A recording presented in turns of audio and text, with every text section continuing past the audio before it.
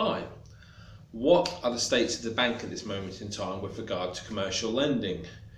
Oh dear, this is a tricky one to answer.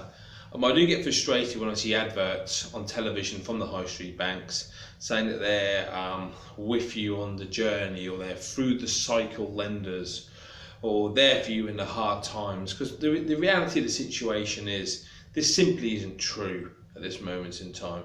The banks are absolutely fine, and the banks are a vital part of my business, but if you believed everything you read on their marketing materials, you believe they lend money to every Tom, Dick and Harry going, and it's simply not the case. They're still very, very restricted with what they can do. So this is why I think it's very important to talk to someone like myself, who does have the whole of market access, because if you are a high street bank customer, you will get a high street bank deal. It's as simple as that. If myself as a broker, or brokers in a similar position who are FCA authorised and regulated, don't offer you a high street deal when you are a high street customer, then they're breaching every kind of rule they shouldn't be breaching, and they will be reported for that. So it is very important to understand the whole of the market when considering a deal. With regard to the state of the bank, if you're in property investment at this moment in time, in all honesty, the high street banks aren't the place to go. They don't generally have an appetite for it, certainly at the level that we usually deal with. Yes, if you're borrowing £10 million for properties and you've been going years and years, and yes, absolutely, high street banks will still look at this deal for you.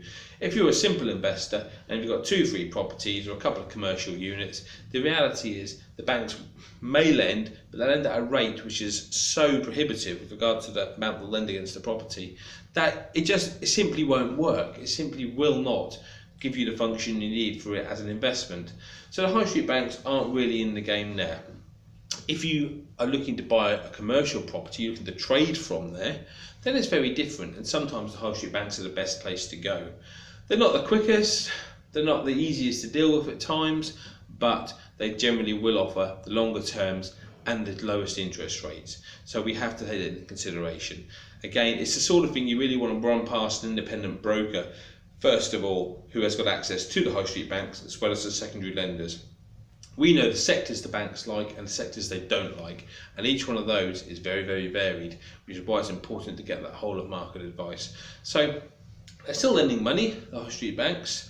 They're looking to focus on bigger clients, which I think is fair enough for their business model, which is great for guys like me who love dealing with the smaller SME marketplace. But on certain sectors, it's just a no-go. And I think having that conversation with someone like myself who can really point you in that direction is very, very important at this moment in time.